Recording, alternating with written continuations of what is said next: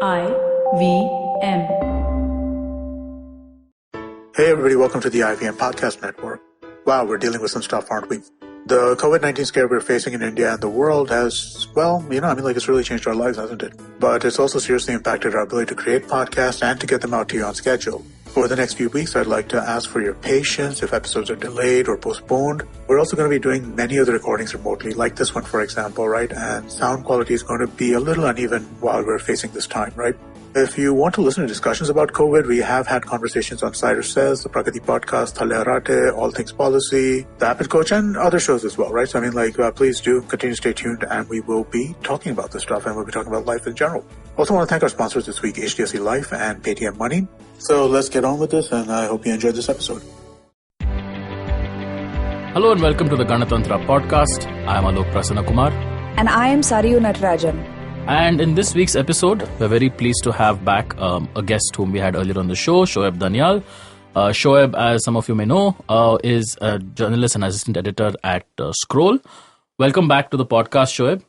Hi, Alok and Sarayu. Very nice to be back here. And again, like as with last time, we will be speaking about the state of West Bengal with Shoaib. But this time we sort of want to go a little bit more in depth and outside the purely electoral aspect of politics in Bengal to try and unpack the history or the political trajectory of politics in West Bengal, and also perhaps maybe pick up on one or two current issues which have, caused a lot of tension otherwise. But let's start with something very interesting about West Bengal, which came up during our discussion actually on state of Kerala. Even though you would associate these two states with communist rule or elected communist rule, we find that in Kerala, the communists and the Congress have traded power every 5 years for the last 2-3 decades, or actually much further than that. But with West Bengal, you've had a period of Congress rule, and then you had a big chunk of communist rule, and then it disappeared. They didn't really make a comeback in any real way. I'm just wondering, what does that tell us in some way about what is interesting about West Bengal's political trajectory? So I think there are different answers for the three periods. Okay. The broad answer I would say is that what happens in Bengal is very often that when a state government takes power, it really affects significant changes right through the body politic. Okay. So it's not some government sitting in Calcutta. It really is a very, it's a deep-rooted government. So those governments take time to be set up, but they also are difficult to dislodge. That's the one thing. But otherwise, I think every phase has its own dynamic. Like right now, I'm going to start in reverse chronological order. So Trinamool is actually quite shaky, I would say. Right? Like when it came to the 2019 election, the BJP won 40% of the votes, right? Yeah. Trinamool is just ahead by a whisker. So the Trinamool actually now, this phase of Bengal politics, I would say, is not very stable. We'll have to see what happens, but Mamata is like it's a day-to-day fight. With the left, what happened was that they really engineered this. They really put into effect this rural engineering, which I think a lot has been written about, and for good reason, because it was a fairly remarkable change. They really went down to the grassroots, and for example, the West Bengal was one of the first states to bring in the concept of Panchayati Raj. And we could go into that in some detail, but this might not be the best place. And there are many flaws with what the left did. But relative to, I think, West Bengal's own history as well as other states in the union, what happened was pretty remarkable. You could say that there were a lot of upper castes. There are many critiques to put to that, and which are all fair in their own place. But relative to what it was, the left was very successful at localizing power. And taking away power from Calcutta and putting it down to the villages. And there was a caste angle. So that really gave it a very stable base. The Congress before that also is actually slightly less stable than the left. The Congress basically socially in West Bengal, so the Congress Raj in West Bengal lasts from 47 to 67, 20 years, 2 decades, which is sort of short for most other states, I would say. And the Congress then sort of, in a way, really dissipates quickly after that. Although it does come to power from 72 to 77 again. But 72 is widely seen as a fixed or rigged election. And the Congress really came to power with a lot of central help. So I'm really not going to count 72 to 77 as a Congress dominance, although they had a full majority. In fact, the Chief Minister was Siddhartha Shankar Rai, the architect of the emergency, so to speak. So a lot of what he did for the emergency was first tried in West Bengal. So 47 to 67 was this period of Congress domination where Congress really depended on the landed gentry of West Bengal. And that's like, when I say West Bengal, I really mean West Bengal because there were a lot of landed gentry also from East Bengal coming in. Right. And the Congress never really got them properly under its umbrella. So that is how Congress maintained its dominance. But Congress from 47 to 67 actually was not a very, very stable force. It was always getting attacked from both left and right. And in many ways, I think it just stuck because it was the Congress, the party that gave us freedom and so on and so forth. But really, in many ways, the real stable thing was the left in the middle. And that's a very interesting point about how the left stability was also about putting down these roots deep into the rural hinterland and about deepening some sort of engagement between the state and the democracy. I just wonder, and this is something that people talk about, but I'm not sure how accurate it is. Is it just a case that the Trinamool has just come in and replaced it at the top and just taken over the mechanism at the bottom, or has it created something different? No, Trinamool, I think, has created something very different. Okay. Because the left was a cadre party. So they used to work very much like they had a militarized way of functioning almost, so to speak. So the left had actually replaced the government. So, like just to give you one sort of an anecdote, in my paternal ancestral village in Birbhum in West Bengal, it's the state we had to go to. Everybody had to go to the party office to get work done. Okay. For both good and bad. So we really went to the block development officer and so on and so forth. Everything was politically mediated. Everything was politically mediated by the party, by the CPM. In fact, I say this every time, and I'm going to say it again because I think it's very interesting. Is that in Bengali, if you say that I am working for the party, in Bengali, I'm a party coach. I'm working for the party. Nobody asks you which party. It's assumed that you're working for the CPM. Yeah. I mean, now it's sort of shaky a bit. But it's only when you're working for the Congress or Trinamool in the early days that you said, I am working for the Trinamool. Otherwise, you just said, I'm working for the party. I would have understood where you were. The Trinamool, on the other hand, has no organization at all. It's quite, even, I mean, compared to the left for sure, but even compared to other organizations, it's really airy-fairy. Because Trinamool comes up, Mamata breaks away from the Congress. She thinks, and in hindsight correctly, that she is bigger than the Congress. She's giving more to the High Command than she is getting from the High Command in Delhi. Strategically good calculation clearly now that she's been Chief Minister for 9 years now. So she sort of builds it up on the force of her personality. And which is why with Mamata you have the emergence of identity politics in West Bengal. Because Mamata looks for preset blocks that she will sort of tap.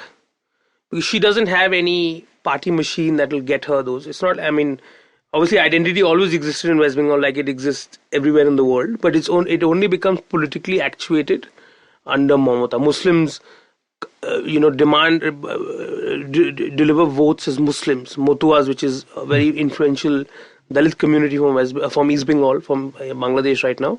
Again, they sort of mobilize as Motuas. Earlier, they both Muslims and especially Motuas actually were big left supporters. But they never sort of mobilized as Motuas. And maybe they sort of lost out because of that. They maybe were able to extract a lot more from the Mamata administration than they were under Jyoti Basu, although they probably voted in similar numbers for either administration. Right.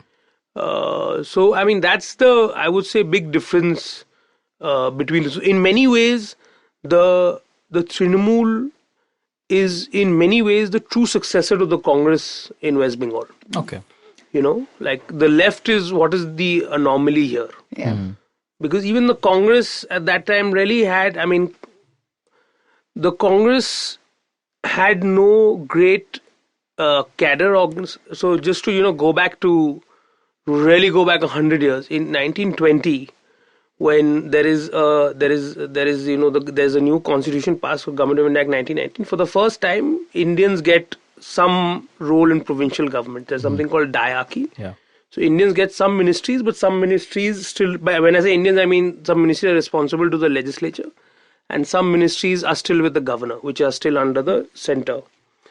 So Gandhi decides not to work with this system.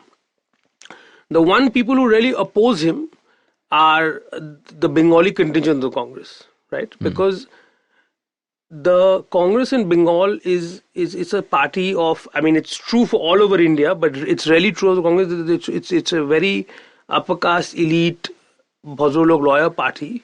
They don't really like Gandhi's politics of, going into the streets and holding large dharnas and all. Gandhi is, whichever way you come at it, he's a large crowds kind of guy. Yeah. That's what he does that well.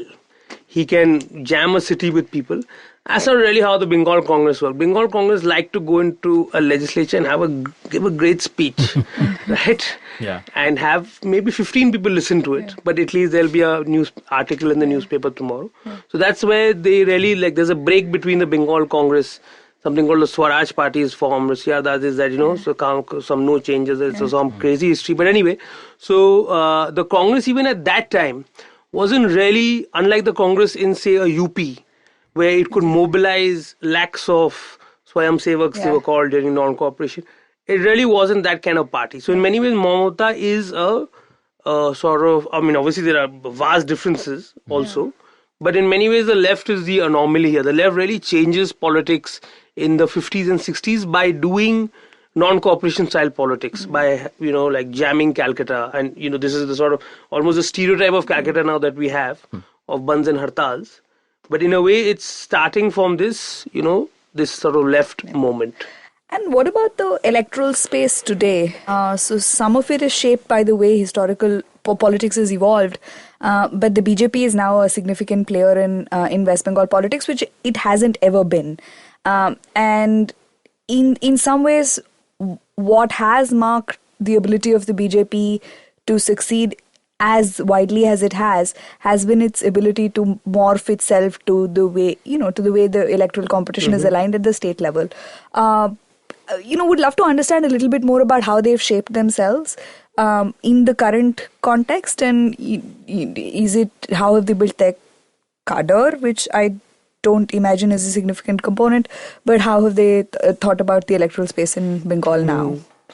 So how the BJP went in was quite interesting. They sort of concentrated on 2 or 3 planks. I'll start with your cadre point. The cadre thing, actually, again, the BJP is changing politics so rapidly in West Bengal. So while the West Bengal does not have cadre, but the West Bengal still, pardon me, while the Trinamool does not have a regular cadre like the left did, it still retains the outer appearance of left politics, right? It likes to do dharnas. It likes to do large rallies. Like they have a, Shohid Divas rally every year on March 23rd, I think, where they will just they'll have these, probably one of the largest rallies in the world, to be honest. Huge numbers of people. They will jam,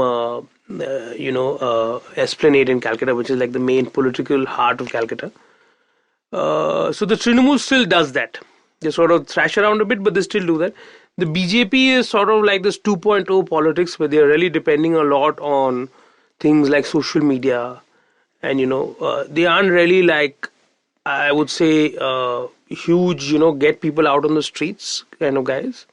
When Modi came to Calcutta during the 2019 election, and he basically had a rally on Calcutta's sort of heart. It's called the Brigade Ground in Victoria Memorial, outside Victoria Memorial. And Modi really could not fill up that ground. And And the left today, even still today, can fill up the ground almost as a reflex, right? Even though it's like practically dead, it can still fill up that ground if it wants to be honest. But the BJP didn't, and I was confused because, at one point in time, everybody was saying, oh, BJP is doing great. But for 50 years, at least all my lifetime, and probably before me, that's your minimum checklist of doing well in West Bengal party. You need to fill up brigade. So Modi couldn't do it, but still Modi did very well. So clearly now that checklist is not really a valid checklist, in my opinion now anymore. So the new Bhadralok is on social WhatsApp, media, right? Like that's how you'll mobilize. So the BJP is done. I mean, I remember there was a time when when somebody shouted Jai Shri Ram and Mamata, and she came out and said something quite intemperate in the moment. And within, I mean, I could almost see that thing spreading in real time. Yeah. I think within an hour, the BJP had whipped up outrage using social media.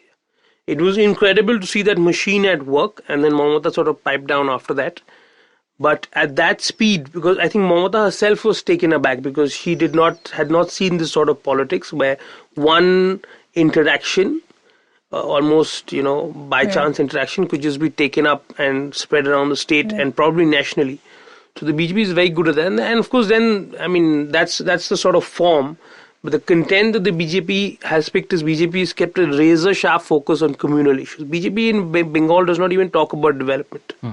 Right? It's like whatever else it does anywhere else before this. In West Bengal, it's straight up because in West Bengal it's straight up communal campaigning. And a lot of people have spoken about that the BJP has this -20 factor, which means they sort of start off the bat with no Muslim votes. But in Bengal, remember, it's a -30 factor, right? So it's a really uphill task to do.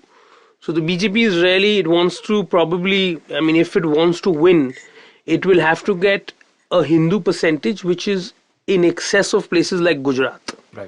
Right? What we think of as extremely Hindu nationalist places. It would have to get 60-70% of the Hindu vote to ever be in a chance to form a government because they're not getting a single Muslim vote. So the need to polarize is much more. They need to polarize. That's their, wherever you are on the ideological spectrum, that's if you are the BJP campaign manager and you want your party to win, there is really no other, because they can't do a Vikas sort of thing, because then they sort of get lost. So the BJP is concentrated on these two a lot. And the third thing is the BJP has a lot of money.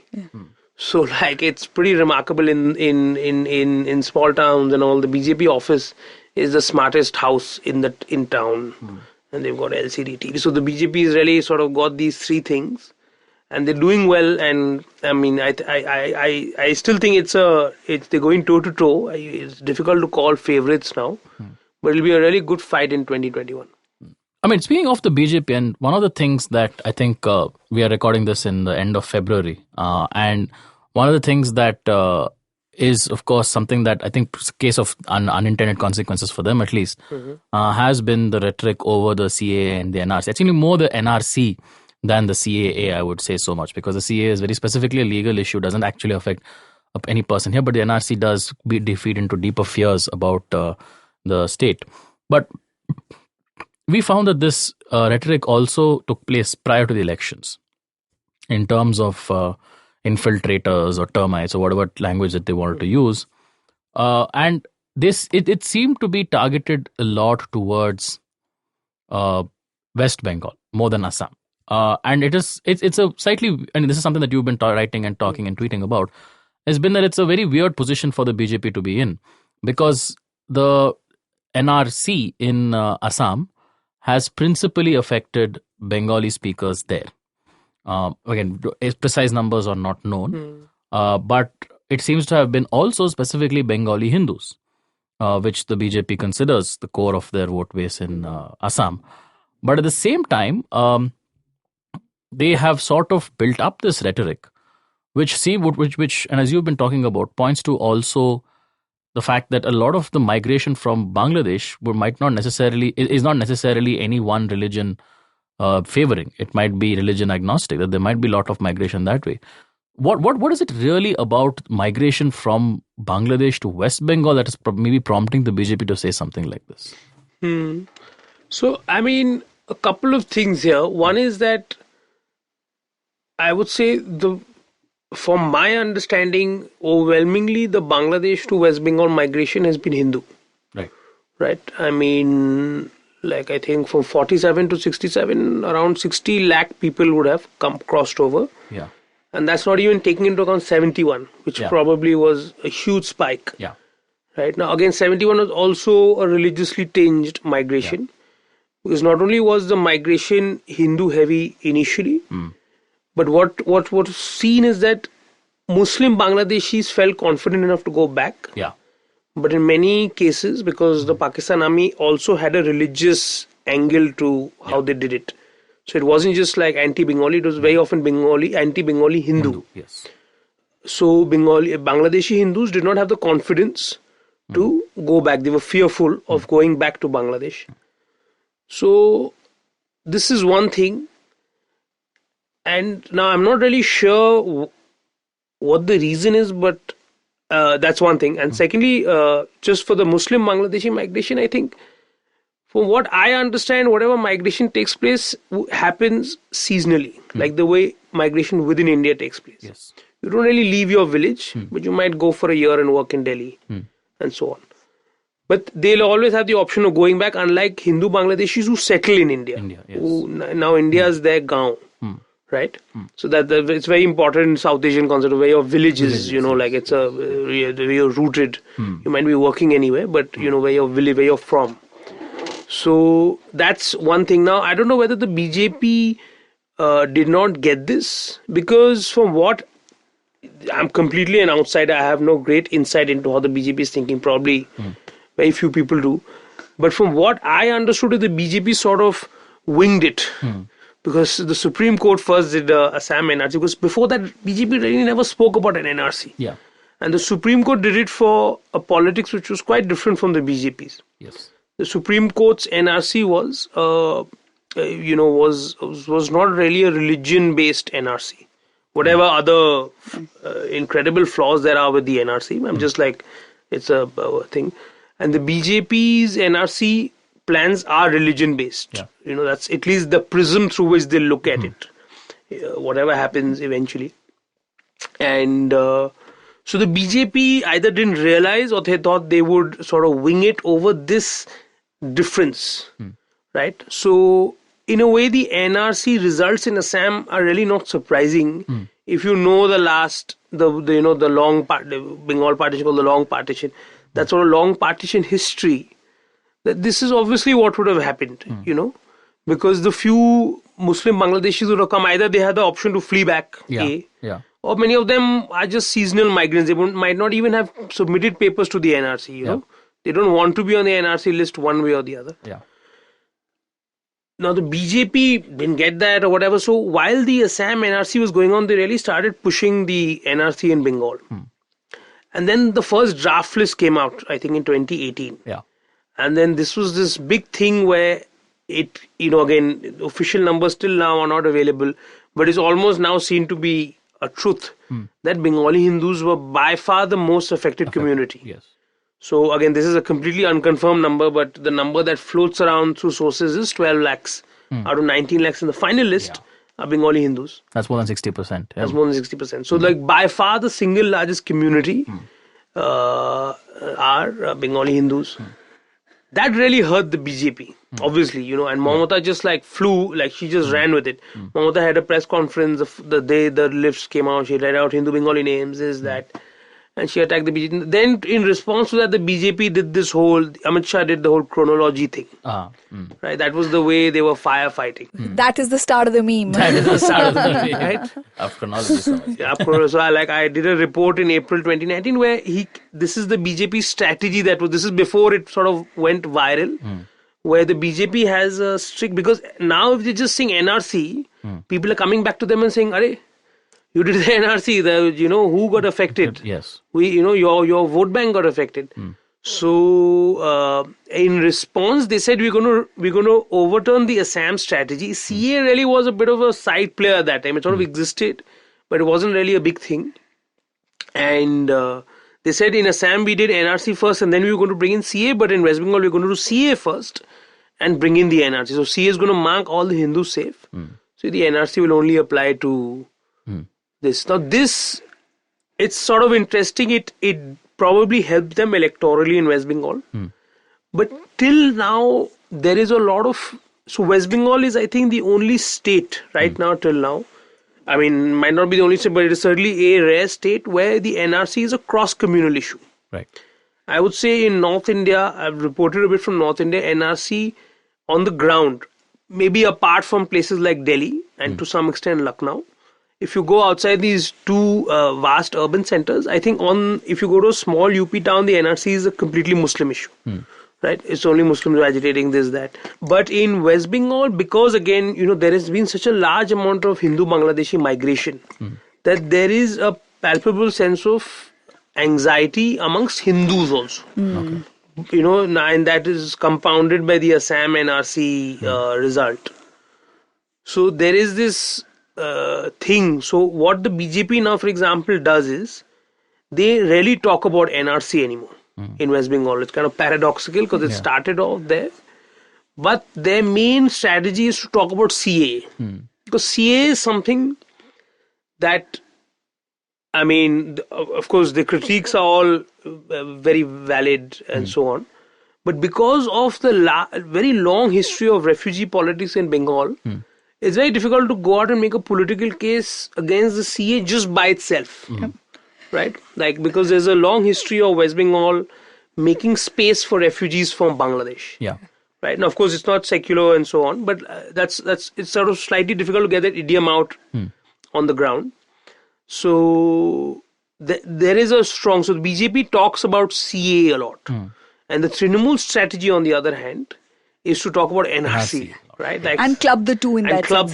But club the two only works with Muslims. Yes. Right? If you club the two, that will not worry a Hindu who's just looking out for his own interest. So the Congress, the Trinamool Congress concentrates on CNRC. And remember, and like I've reported on this on the ground, there is slightly the comical part of Indian politics, I guess, is that many people don't know what is the difference between the two. In many ways, so I've actually literally spoken to Hindu Bangladeshi migrants who think CA is the NRC. Right? So, although they are the core target group, right? They think the CA is the NRC. So, there is this, I'm not really very sure how effective the CA will be, even if it comes in, because I think everybody's got voter ID cards and all illegally. So, that's a set process. But anyway, but there is that, at least that emotional thing that you must get in people from Bangladesh, because, and remember, this is like, in a way, it's a sort of, it's also not like sort of, I don't know how you'll divide it between secular and communal, because remember the left first came up on refugee politics, right? So the BJP is tapping into something here that has existed, but but what I want to really emphasize is the BJP came onto this issue in a very haphazard manner. It wasn't some big brain thinking and, like they were like, they sort of mapped it out in some flow chart. This is our 10-year plan. And they the CA became very prominent almost inadvertently because Mamata was attacking the NRC. Right. So that was a get out of jail card for NRC, for Hindus. Understood. No, one of the other things I'd like to take you back to was a point you made earlier in the context of electoral arithmetic, in that the BJP starts in many states with a -20, but here in West Bengal, they start with a -13, that they're significantly disadvantaged. And so in a first past the post system, what they need to do is transcend that and get the additional votes in that sense. So how is that? Is the frame of the debate entirely being set by this secular communal binary? And how does that tie in with the electoral arithmetic? And what does that do to the Trinamool's politics of building block by block identities and aggregating them into the party network? Like, are they in tussle in that sense because of the way in which the debate has been framed around the CAA and NRC? Yeah, so Trinamool it's in a pickle right now, although it might not seem so from the outside. So you must remember, like the Trinamool, when it first came to power, I brought up the Motuas earlier. Motuas are a East Bengali Dalit group, right? So while it affects any refugee policy affects many people in West Bengal, but they are the first people that, or at least they're the most voluble responders to that policy, because they are like a sect, right? So they have a very organized church, and they're very organized politically, and they really they really do danda for anything that they feel is working as their interests. So the Mamata, remember, first broke away the Motuas from the left. So Mamata is not she is not really a natural opponent of refugee politics, right? The only natural opponent of refugee politics, you have to go really far back, was the Congress. The Congress was seen as an anti-refugee party because they were the party of the West Bengal elite. And the West Bengal elite felt threatened with the large numbers who were coming in, because they were, whatever, they were sort of, it was obviously a big problem. So obviously very elite at that time. So the Congress at that time, for example, in 1950, they passed something called the Eviction Bill, which said that you can't squat on property. Now, of course, that's one thing, but who's squatting on property? It was basically refugees squatting on landlord property. So they did all of that. They had a lot of anti-refugee things. But after that, both the left, in rhetoric, of course, you can really go into the, what they really did and so on, how truly pro-refugee the left was and so on. But in rhetoric, they were all pro-refugee. And so was Mamata. So this is a really difficult situation of Mamata to navigate, right? Because you are suddenly going from being a pro-Motua party, and Motuas being like a big component of your thing, and now you're saying, oh, I'm anti-CA. Right, because the Trinamool is sort of on the horns of a dilemma between its Muslim electorate, Muslim voter base, who now really dislike the CA once it was linked. Right, if it wasn't linked, I think there would not be any great, because again, like the secularism dynamic really does not flow into the body politic like that. So Muslims are panicked, not because I think like some theoretical idea of secularism is involved. They mostly panic because they think they'll be forced to leave India, physically forced to evacuate. So this is a big problem for the Trinamool. And it's like the last 2 years of West Bengal politics has been an absolute it's been a rush, because things are happening so fast that, and it's all huge things are happening fast. NRC, CA. So like I said, that whole dynamic. So this has really thrown the Trinamool's politics in disarray. So when the Trinamool first came to power in 2011, it really did not have that great a Muslim vote bank. A lot of Muslims did vote for it. A lot of Muslims voted for the left also. Many Muslims voted for the Congress also. What is happening slowly is almost every Muslim in West Bengal is going to the Trinamool. Right? Now this is I would say this is an unstable electoral dynamic, because you can't have a state which is 30% Muslim and a government which is supported by like 25% of the Muslims and only 15% Hindus. So the BJP, it's a natural opening for the BJP to come in there and play that politics. Because if it was like say it was 60% Muslims also, then so this sort of thing, it's having a big impact on the Trinamool. I remember the Trinamool actually, when it first came to power in 2016, it really did do a rural development politics. Because again, they have no cadre. So the left just won on momentum the last 10 years. Yeah. Because once you have enough cadre, you get people to vote, and but Trinamool really does not have any cadre beyond a point. So it uses the police to some extent, but police is not a very efficient way to do it, to be honest. It doesn't sound like a good thing to say, but the cadre is a much better, efficient way to do vote gathering than using the police. Police can't be everywhere. Yeah.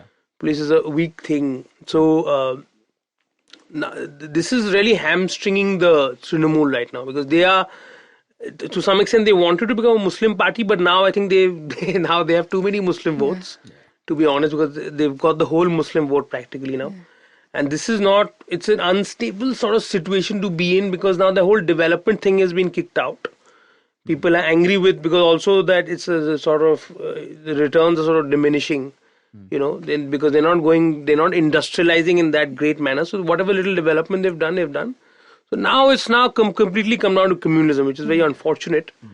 And I think in 2021, that is what it will be for. Although there was a report recently which said that Mamata got very emboldened by Delhi, and now she's going to push her development focus. But West Bengal is not Delhi. So because I recently landed in Calcutta and I was greeted like almost right from walking out of the gate from the plane all the way to where I went.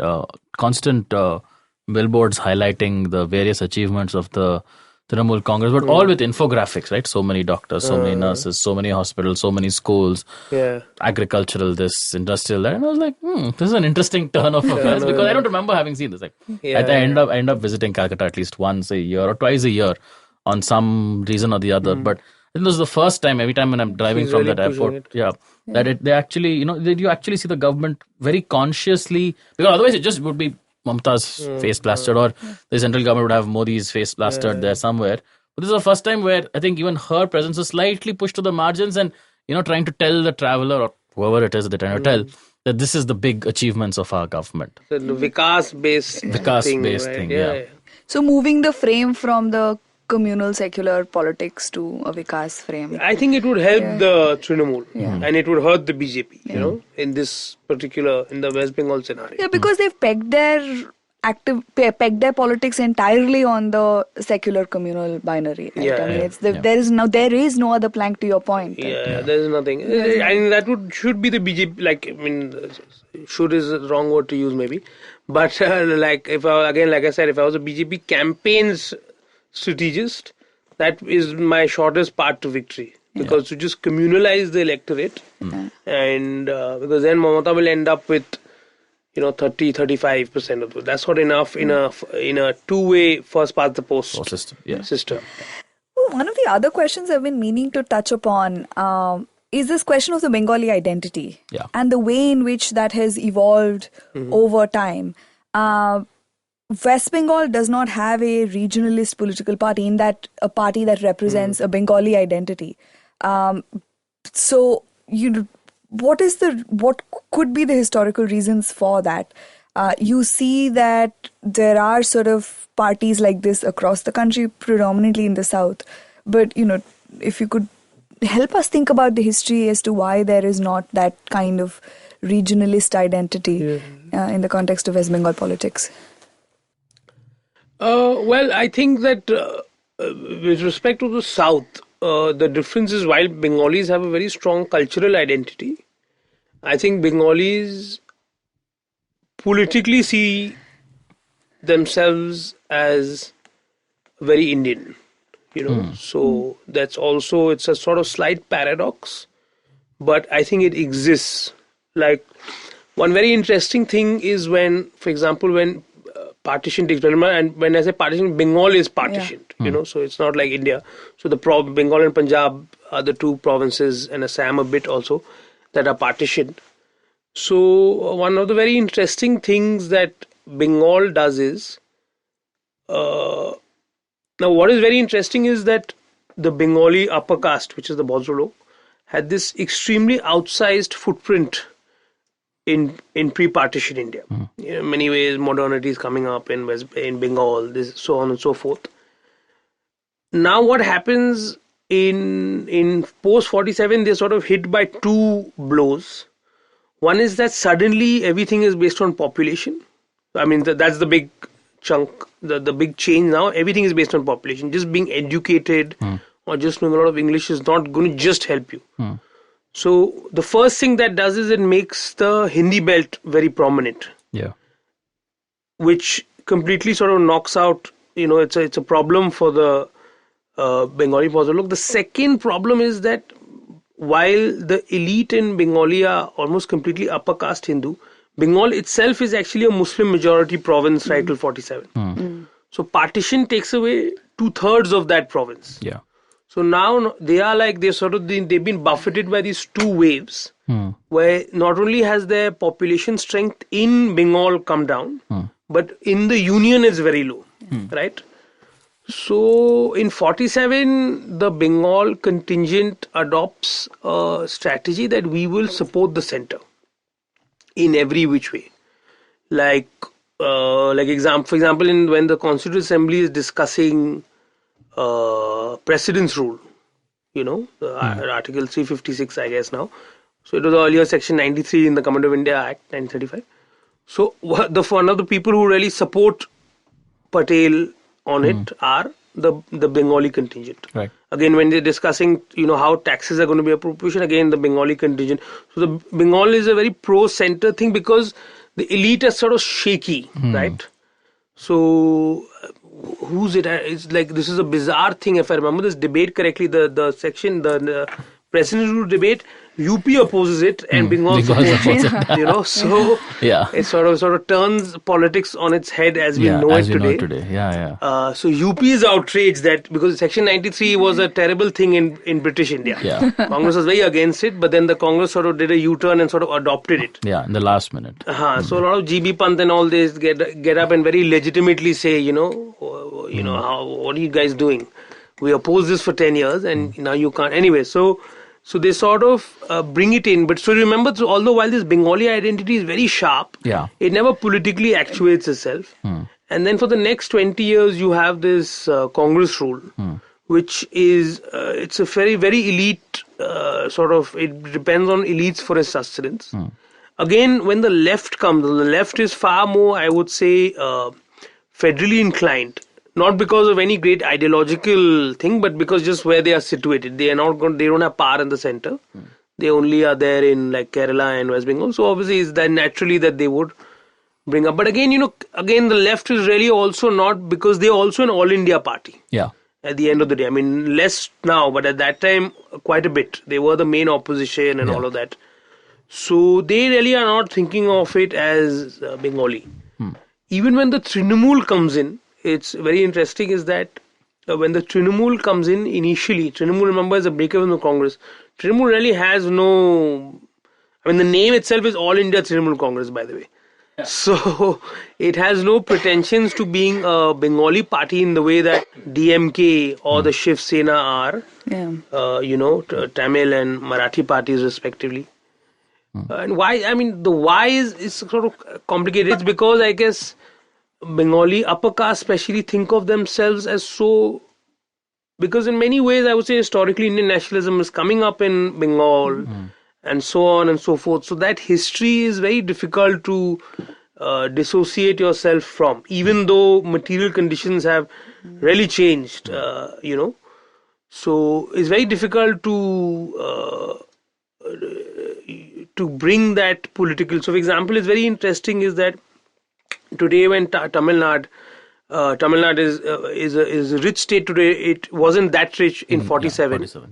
So today when when it's having a fight with the center on money, it's always a political public fight, because it helps the politicians, even if they don't win the competition in the end, they don't win the fight in the end, just their voters seeing that they are fighting is a great thing, right? That you're fighting for us and you're fighting for our money.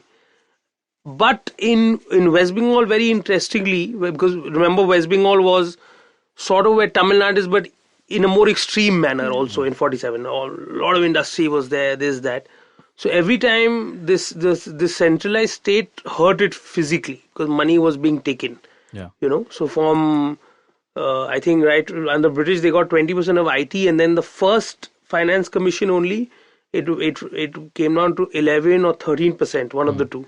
In fact, West Bengal in the first finance commission had a radical argument. It said that, so usually what finance commissions do is they give money to the center, but they also distribute money between states. That's right. And West Bengal said that this is bunkum. Article 270 does not say that. Right or wrong, I'm not going to go into it. Actually, West Bengal's argument was sort of struck down by the Supreme Court. But the West Bengal said we should only do vertical devolution. The center should only take what it wants, and everything else that gets left behind, not a cent should go to Bihar or Tamil Nadu or anybody else. Only New Delhi has a right to our taxes because they are the center. But they said Article 270 only allows. So West Bengal had this radical stand, right? Even Bombay did not have this stand. Although Bombay was also on the sort of the same boat. They wanted more, more money to be based on ability rather than need. That's the way the cut goes. But very interestingly, West Bengal never fought this fight politically. So Bidhan Rai, our chief minister at that time, he wrote these great letters and he had great debates in closed rooms. But he never fought with Nehru politically. and which is one of the reasons why he was sort of railroaded in in many ways, because I mean, what's to stop them, right? Yeah. This is, I find it a very interesting thing that two states placed in such similar circumstances have such different strategic ways of approaching the same problem. That West Bengal never takes it public. Yeah. It's only now that West Bengal is taking it public under Mamata, and really I don't think it has the same resonance that it has in Tamil Nadu. You know, she does. She raises the money thing now and then. But it's linked to partisanship in Tamil Nadu. So there are both political parties have a Tamil identity attached to them because it was the politics of the state, and so therefore whoever is in power at the state level uses it partly as performance because it means that issue is being taken up in that sense. Whereas in West Bengal, it's not something that permeates across the political spectrum as well. It's sort of complicated because it's also been a part of West Bengali politics. But it's all, like, the thing is, what is, you know, from what I've seen is that federal politics really gets turbo, and maybe it's true for all politics, really gets turbocharged if you link it with identity. You know, it's like just making a technocratic point. Yeah. So Bengal makes a technocratic point a lot of the time. But, you know, I think the DMK will say, oh, you are, you know, you're sort of diddling Tamils. Yeah. But the Trinamool, even till today, actually, even now, the Trinamool, as it's probably West Bengal's most regionalist party, will never frame a sentence like New Delhi is diddling Bengalis. Yes. That's a very important, because it has a charge. New Delhi diddling West Bengal and New Delhi diddling Bengalis are two different, you know, because that it brings in an ethnic charge. That in fact, one of the occurrences, I think this was in the 2018 Karnataka elections, and we bring this up very often in the podcast. Siddaramaiah wrote a letter in the context of the 14th Finance Commission, I want to say. Saying the terms of reference of the 15th Finance Commission. Sorry, the terms of reference of the 15th Finance Commission. 2011 data. Yes, which also, they said at that point of time, the Congress had to take a regionalist plank to counter some of the narratives of the BJP. But I think the framing was Karnataka and not Kannadigas.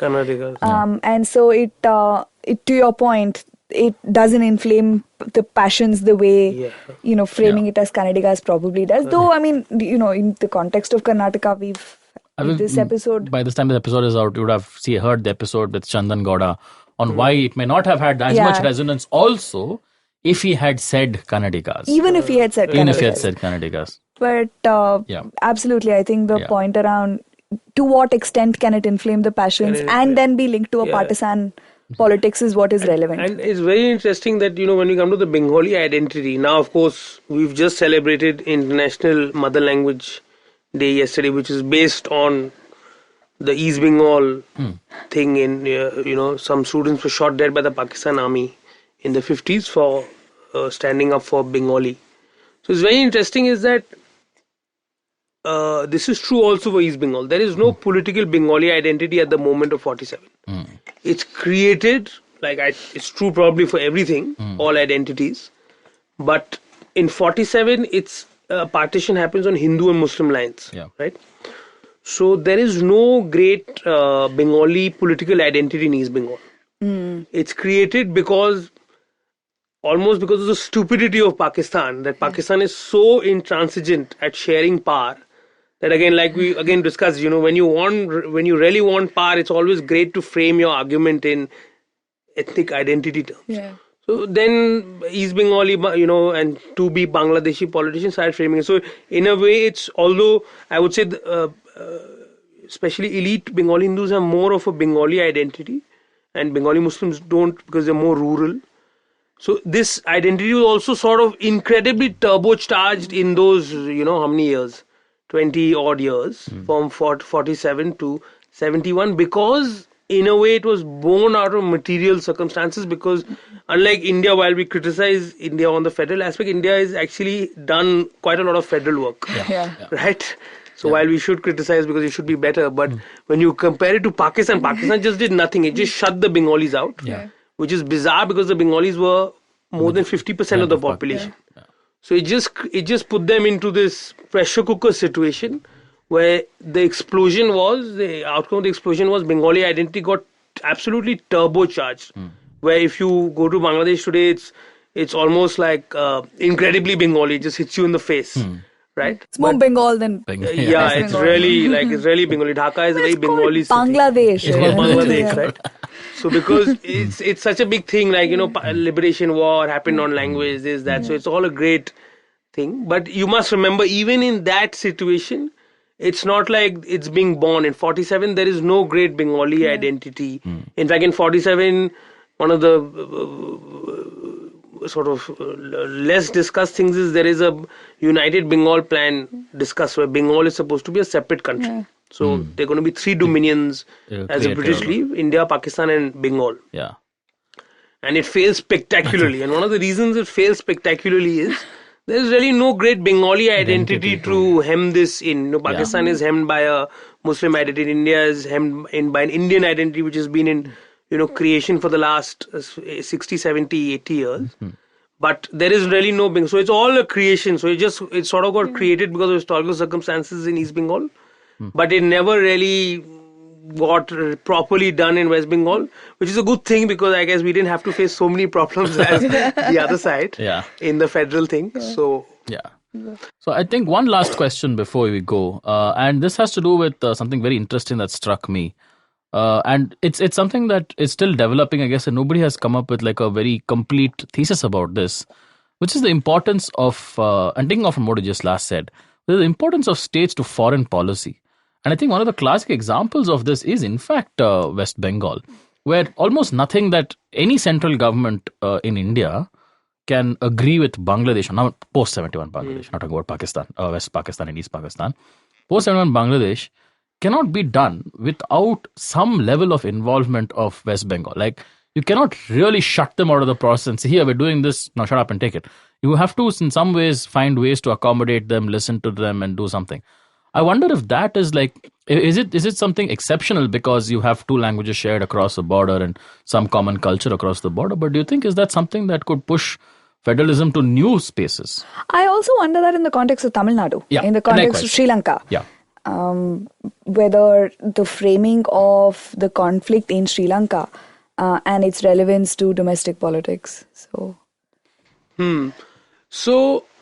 I'll just jump off Tamil Nadu. There's a lot of difference with Tamil Nadu and Bangladesh because Tamil Nadu, Sri Lanka has, or the Sri Lankan Tamil issue has had a domestic resonance in Tamil Nadu. Right.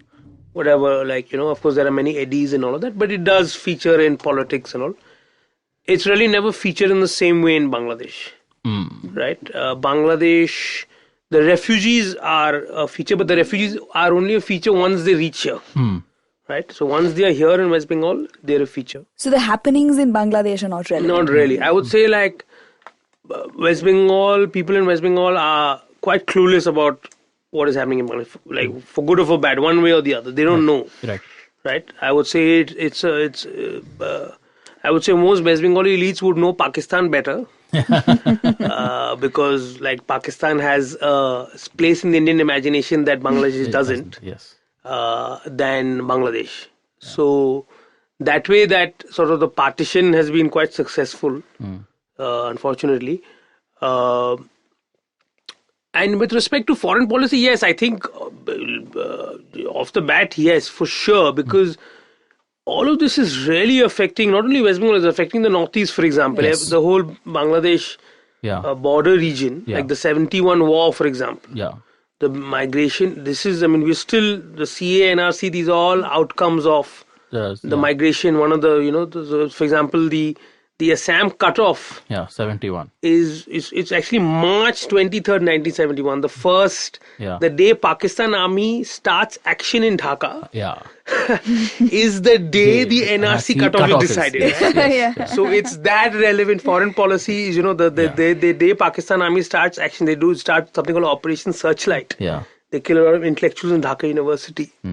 Is the day India marks NRC in Assam because they want to cut off the immigration.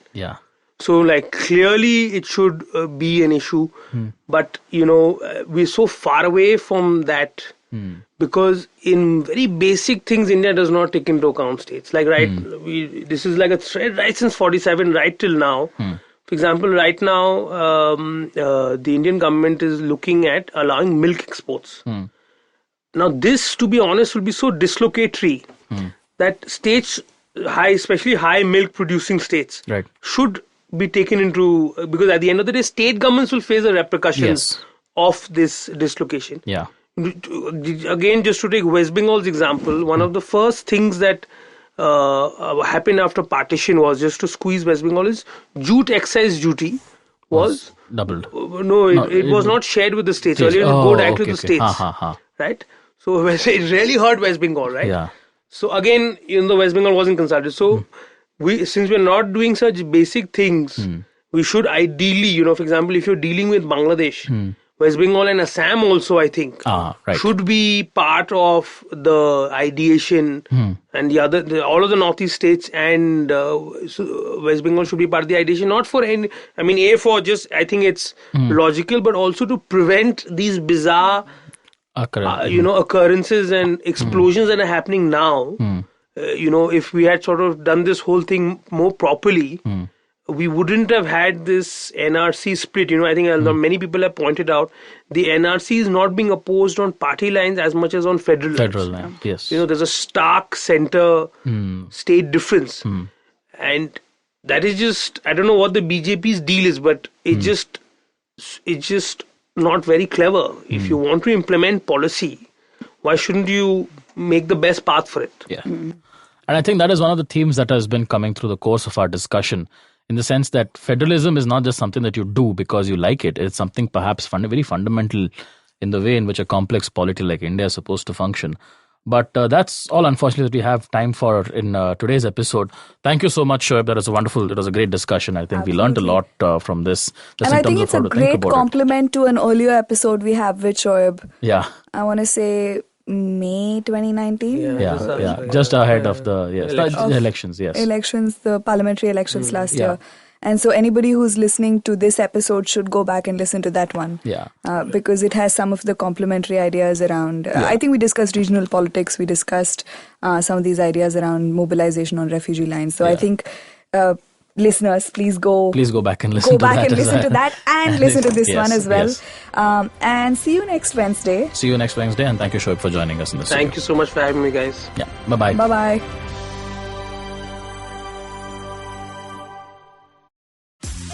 Sachin Tendulkar, Virat Kohli, Don Bradman, and now Cyrus Brocha.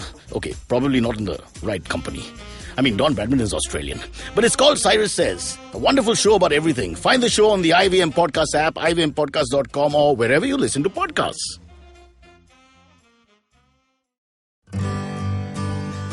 Remember the last vacation you took? What about the one you took 3 years ago? Okay, how much do you really remember? It's a question I've asked myself often over a decade of traveling the world. Hey, I'm Utsav, and I do not travel the world for a living.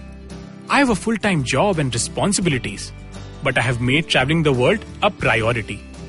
Priority enough that I negotiate extra leave in my job contracts, obsessively track my frequent flyer miles, and I'm willing to take off at the sight of a cheap ticket.